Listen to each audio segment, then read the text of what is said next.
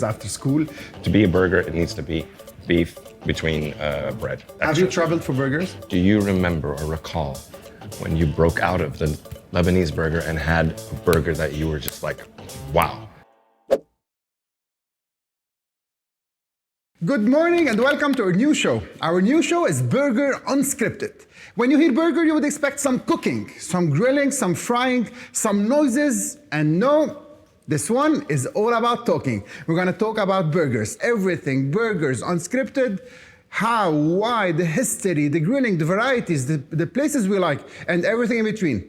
Ramsey is gonna join me. Ramsey, an expert in burgers. See you on the grill, and yes, see you in this burger podcast that starts now. 12 episodes, all about burgers with Ramsey. Ramsey, good morning. Good morning to you. When we talked about it, and it was an exciting journey. Unscripted, don't prepare, I won't, and let's talk about burgers. Usually burgers are in the kitchen. When you talk about a burger, people go in the kitchen, lots of grilling, you would hear the noises, the sounds, the fat, etc., lots of oil. And then we forget about the origins, about the history, about what made a burger, in which year has it been created, why is it so famous, how many burgers did McDonald's sell, and lots of other questions. So before all of that, and we're gonna have a lot to do, a lot of talking to do. It's gonna be a 30-minute episode each time. But first, let's start by connecting with you and getting to know who you are. Hi, Anthony. Thank you so much for having me as this co-host with this wonderful topic. I mean, burgers to me is dear to my heart, as everybody knows, whoever knows me. And it's not just to me, I think it's for everybody. Everybody out there, they love burgers.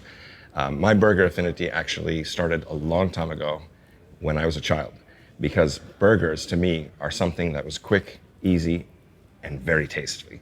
Like the juicy burger to me is one of the most comforting foods I've ever had. So we're talking about maybe when I really got into burgers, probably I was 14, 15 in that age.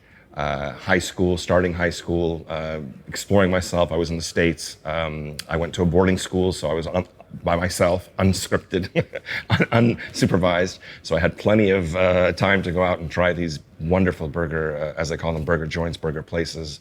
And from that, I just grew this love towards burgers.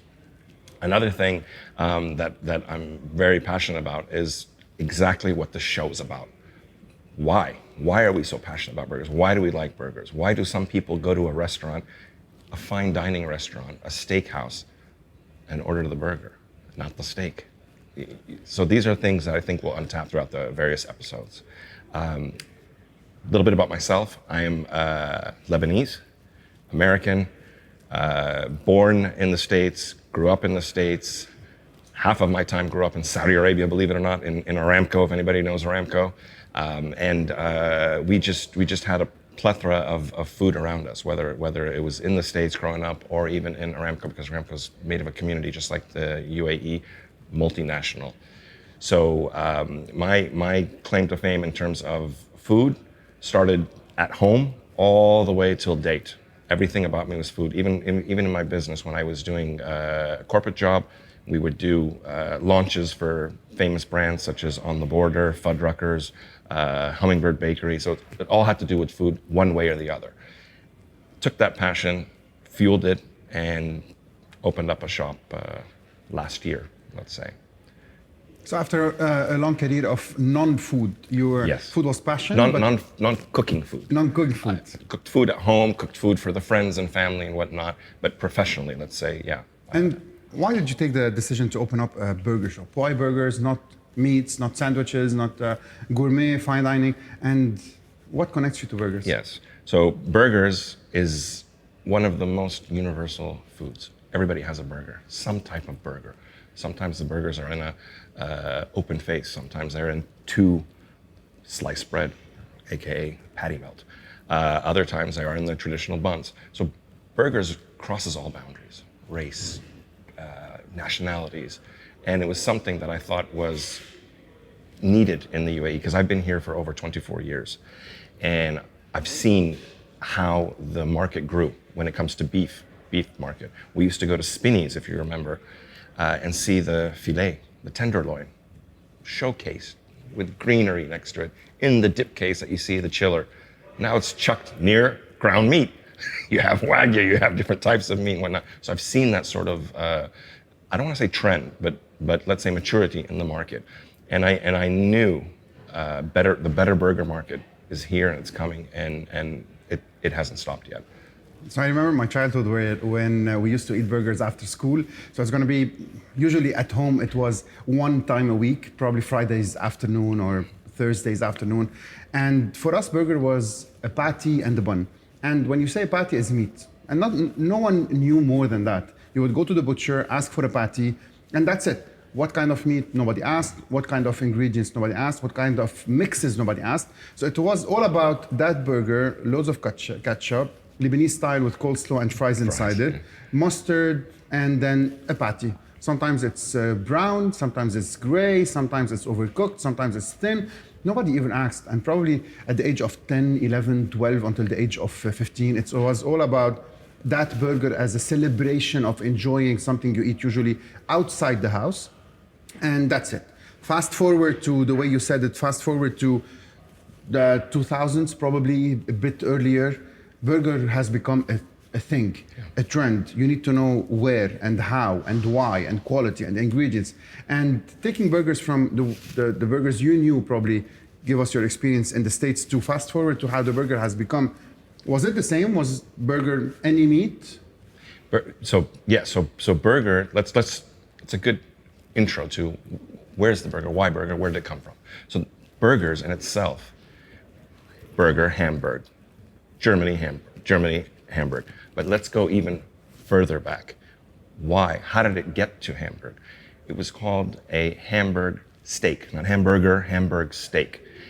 Before this, it was actually coming from, in the 1800s, actually even 1500s, by Mongolia, which is the Tatar, the group, which is, you know where I'm going with that, but it's not there yet.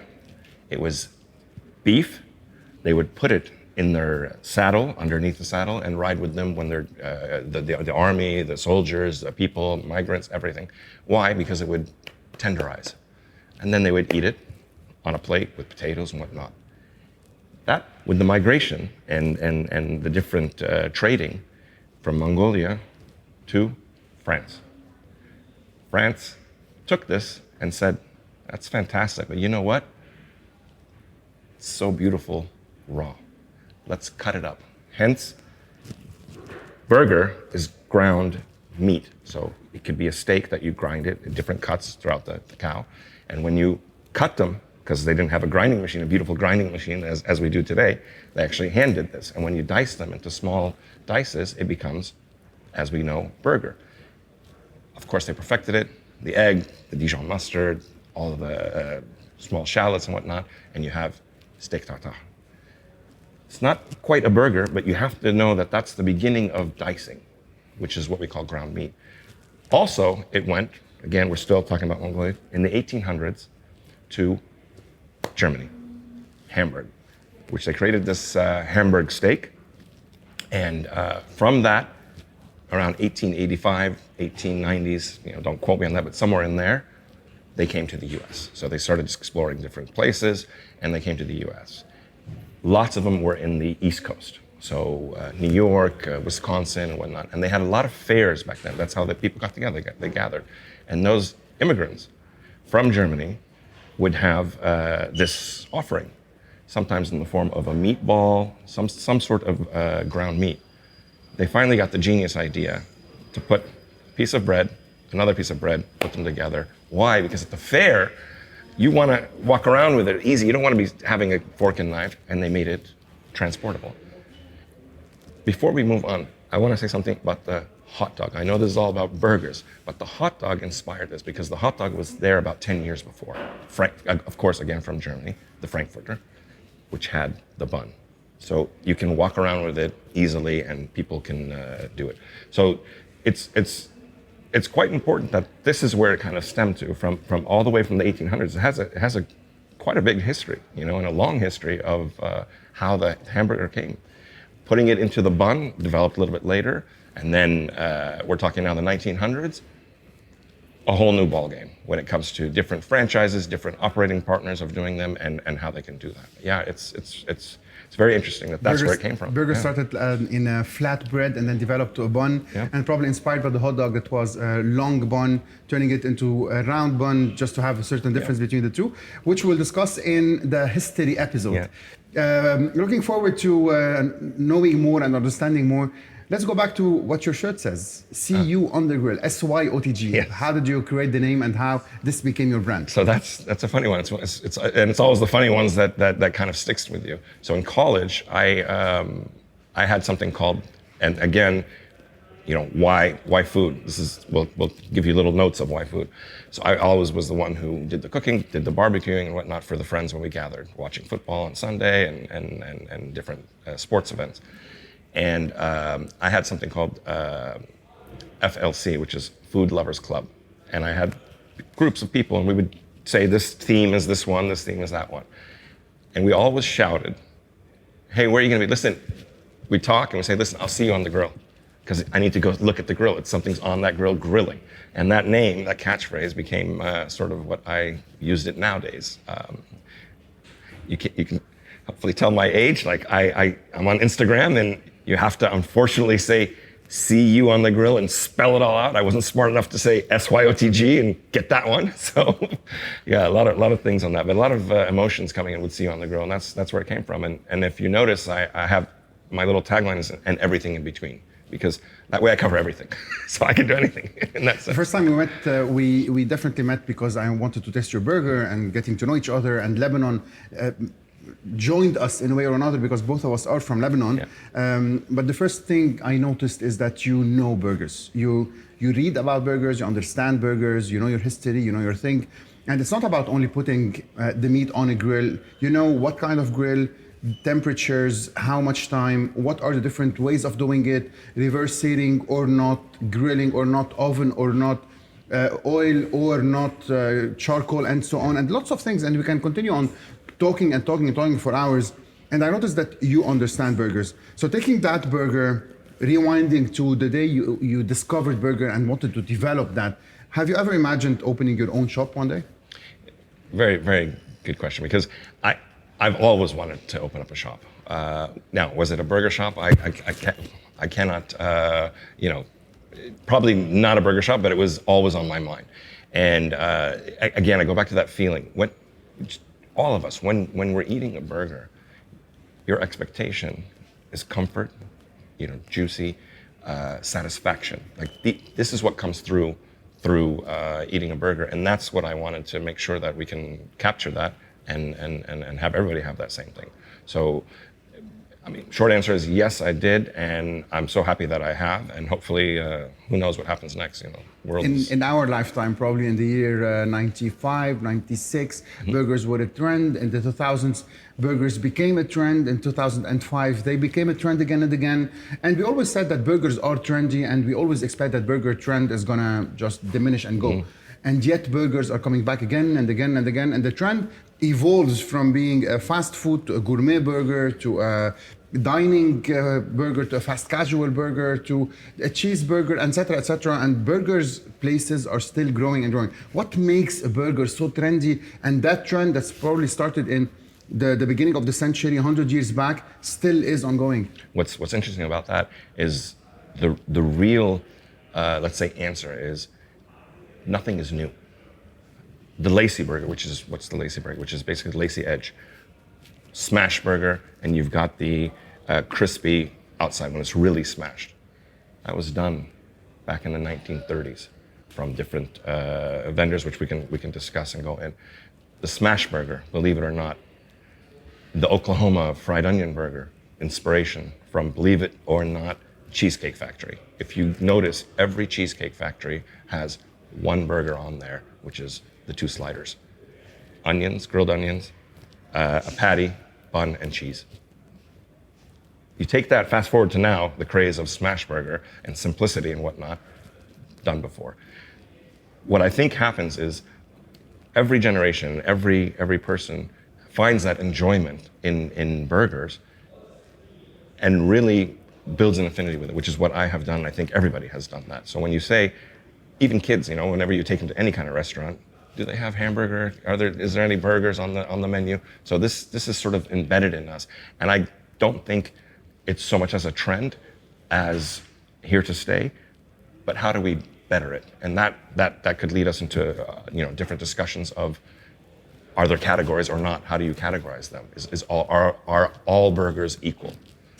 It's a personal taste somehow, and some like it cold, some like it hot, some like it overcooked, some like it red, some like it with ketchup, with sweetness or not, some like it potato bun, some like it on a brioche bun, and lots of other things. But at the end, we're going to discuss at the end of our whole show what makes a perfect burger, how a burger should be. The way you like it is something, and the way it should be is something. And is there a way it should be, or it's anything put between two buns a burger? And from a patty, which we're talking about it, and the meat, which we're talking about, a chicken burger is something very famous. And we have witnessed in the last, again, 5 to 10 years, the big fame of fried chicken burgers that have made it all across, and companies have been created out of it, of which Chick-fil-A, the famous American thing. So burgers, again, do you believe burgers have a certain identity?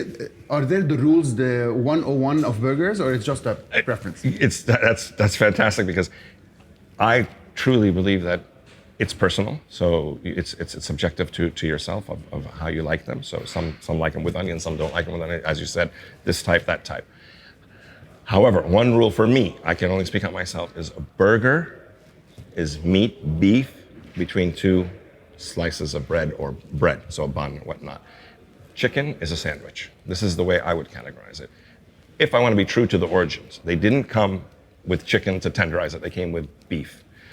So the word hamburger, which was developed, was based on that. Tomato, I don't know, whichever way you want to call it. But that's what I would say.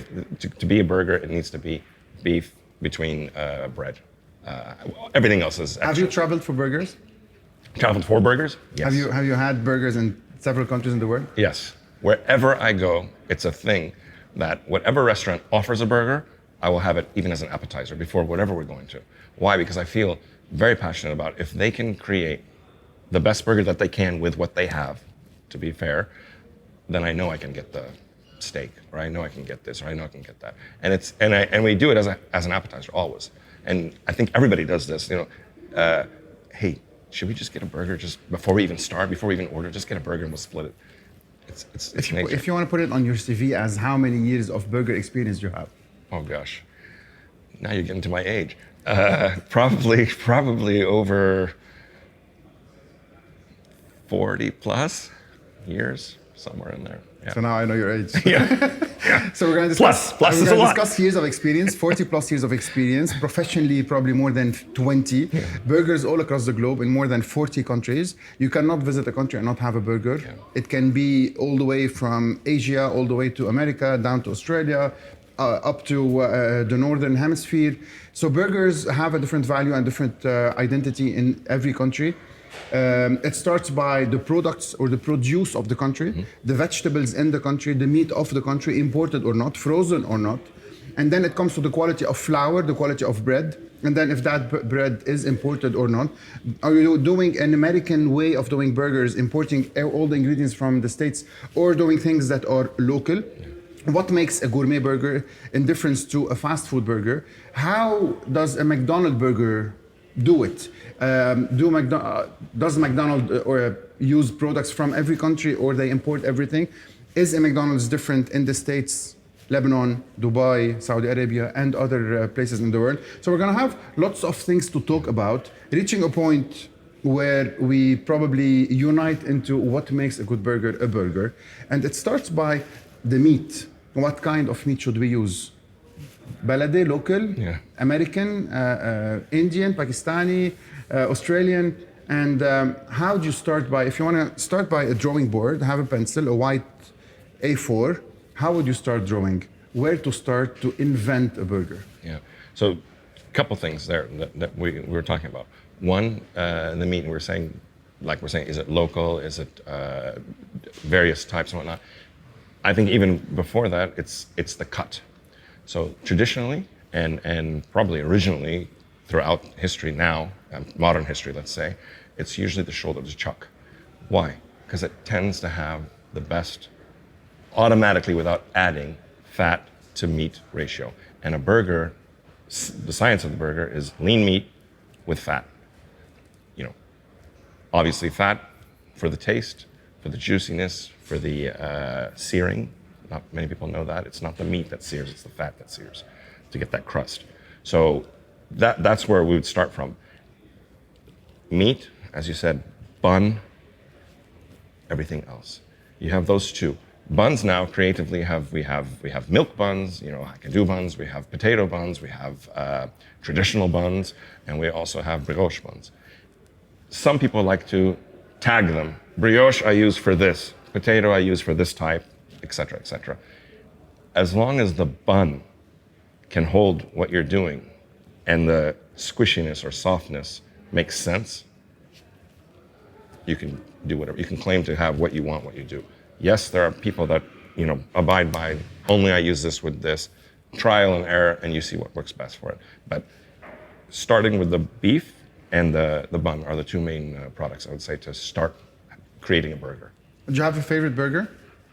Type of burger, you mean? Yes. I'm thick burger. I like thick and juicy. And when I say thick, it doesn't have to be, you know, 5 feet high, but there has to be a bit of a bite. My biggest pet peeve is when I will use our traditional hummus reference. When you go to a beautiful restaurant, everything is great, and they bring out the plate, and you have the hummus, and you take your bread, and you're ready to kind of go in there, and you hit plate. You don't hit hummus, because they just smash it. Same thing with the burger. If you're biting between bun, you get to the meat, and you get to the bun again, and there's nothing in between, it's not enjoyable for me.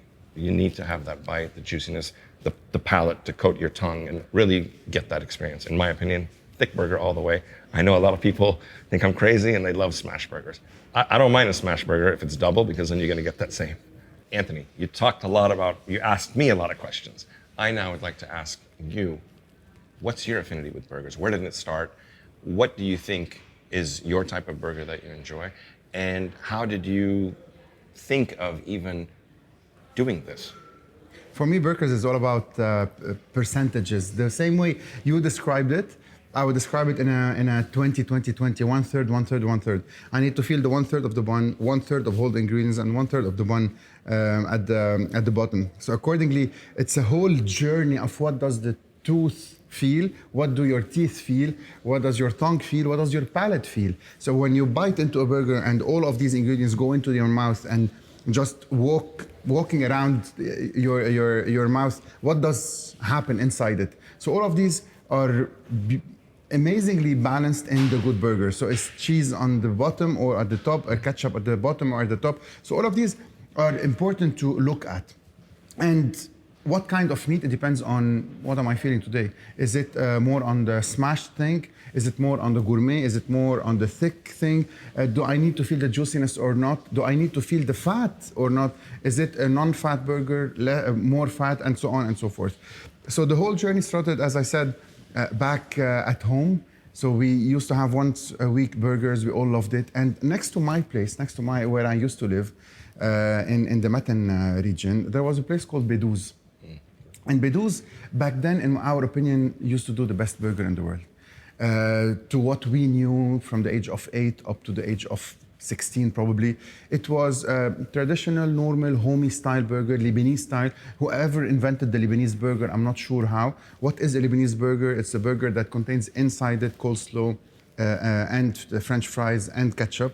So he used to do it in the best way possible. Add a slice of ham, jambon, a slice of cheese, and despite what we have reached today, being the bun never being pressed, he used to press it so much, and we see all the juices going out of it, probably because grandma used to say, the more you press it, the more you cook it, and all of these wrong things we got brought up knowing or thinking of. So it was that burger, and then he wraps it in aluminum foil, way before probably Five Guys. And it was phenomenal. It was amazing. So this is how we got introduced to burgers. We loved burgers. Another place next to it, still both of them, Bedouz closed. The other one doesn't even have an Instagram account, called Bulmish. And Bulmish has the same loaded burger, loaded with coleslaw. You would eat more coleslaw than other ingredients. And yet the meat is something very local, not American, not Australian, nothing close to being perfect. Hard, overcooked. Very wrong to the perfection we seek in our burger journey around the world, and yet it was great.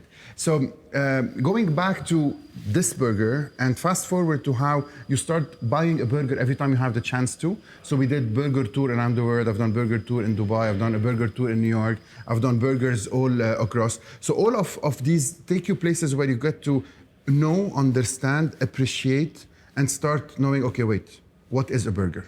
All of this is not enough. All of this is not enough until you go into a factory and understand how meat is done, until you understand beef and fat, until you go into a bakery and understand how a bun is done. When you get to know the potato bun and the famous Martin's bun, you say, okay, wait.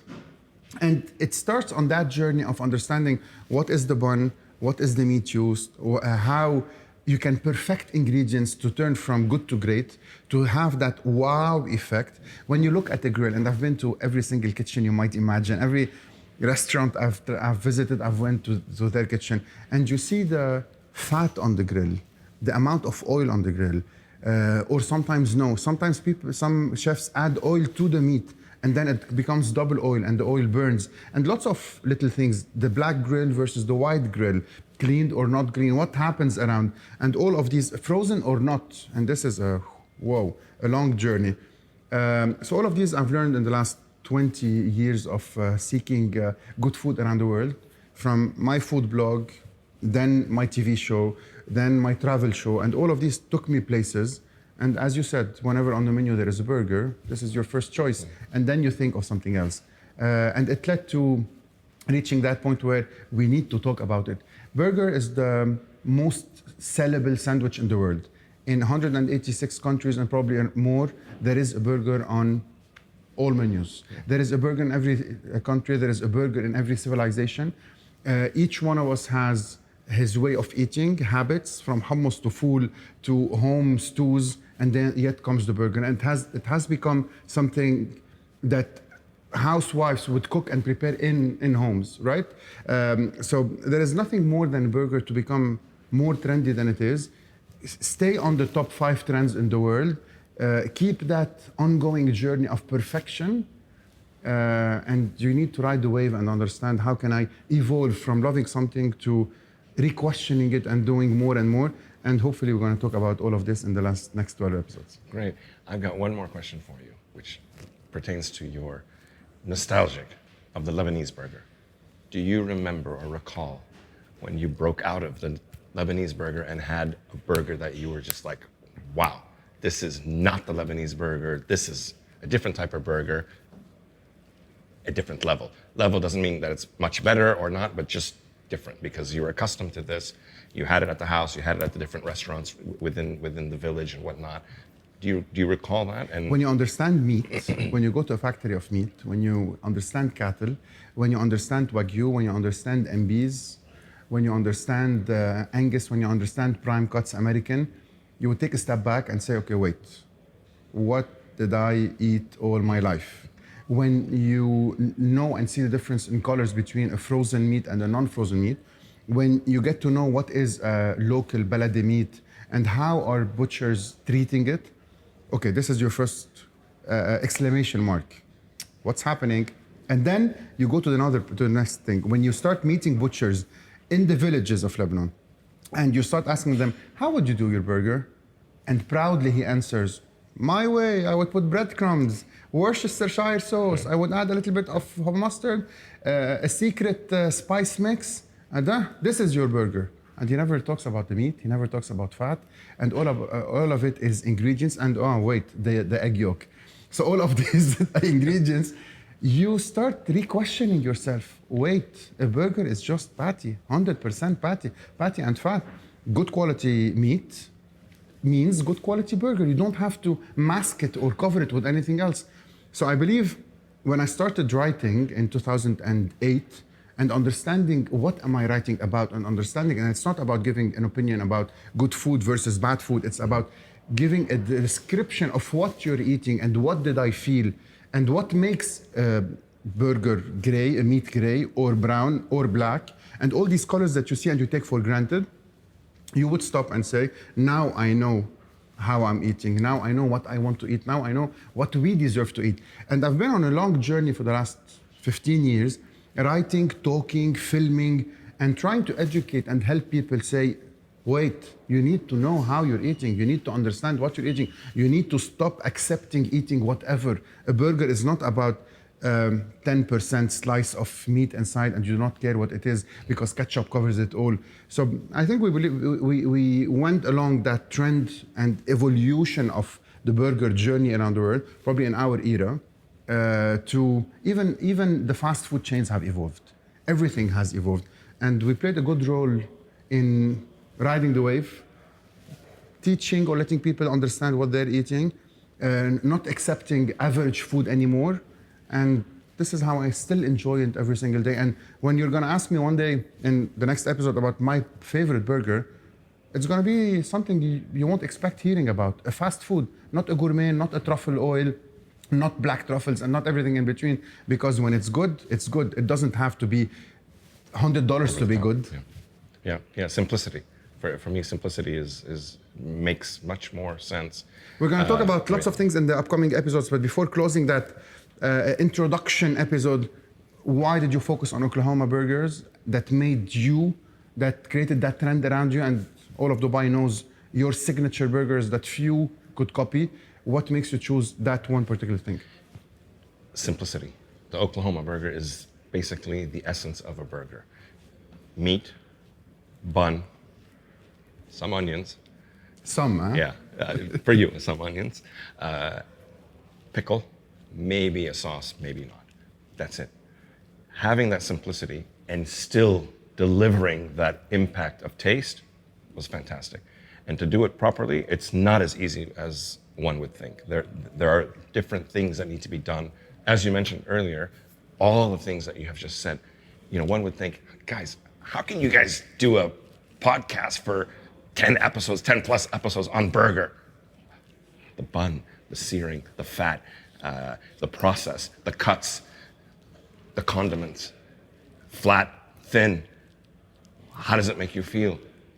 All of that makes a burger. So basically, I think what we're doing here is we're doing justice and giving the burger, which we all love and take for granted that it's something simple and fast, and we can do it at home, we can do it on the barbecue, we can do it anytime, what it actually deserves. Burger Unscripted. See you on the next episode.